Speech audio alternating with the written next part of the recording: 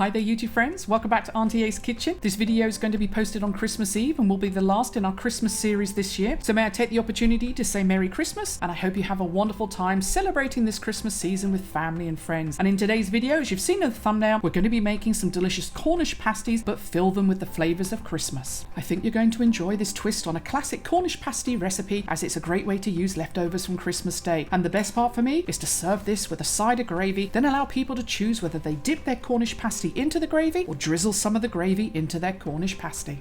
I've already made traditional Cornish pasties on the channel, and I'm going to be using the same flaky shortcrust pastry recipe today, and I'll leave a link in the description. Once you've cut out 2 circles out of your pastry, it's time to fill them. For me personally, it's important that every bite gets a little bit of everything, so when you put your stuff into your Cornish pasty, try to make sure that you spread everything out equally.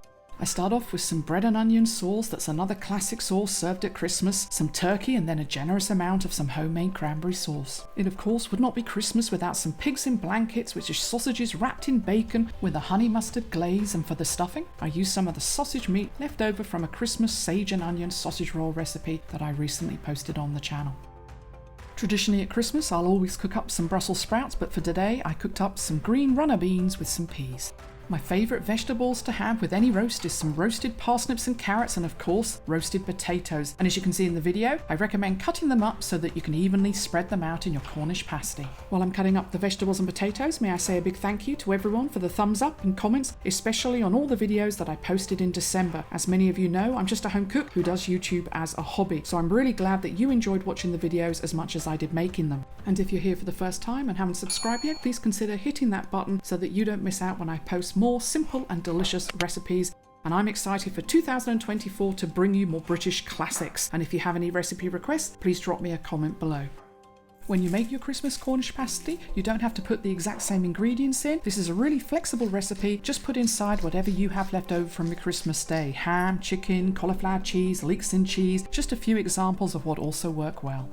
Although our food is already seasoned, as you can see in the video, I do like to add some salt and pepper, and then to finish up to this side of the pasty so that everything's balanced, I add just a little bit more bread and onion sauce, turkey, and some cranberry sauce. When you feel happy that you've packed as much food as you possibly can into your Cornish pasty, run your finger along the inside edge with some water, and this is going to help the Cornish pasty sides to stick together. Then gently run your fingers around the edge before crimping, and this is to give you a nice secure pocket with all of the food inside. And you can see me here in the video just finishing off the second Cornish pasty that I've also filled with leftover food. You don't have to, but I wanted to decorate since it's Christmas and I had some leftover pastry, so I cut out a few Christmas shapes and then with some water stick them onto the Cornish pasty. Whisk up an egg and then brush this over your Cornish pasties, and this is going to ensure they go a nice golden brown colour in the oven. Then cut 2 vent holes in each of the pasties to allow the steam to escape before placing your Cornish pasties into a preheated oven 190°C for about 10 minutes, then turn down the heat to 180°C for a further 30 minutes or until golden brown.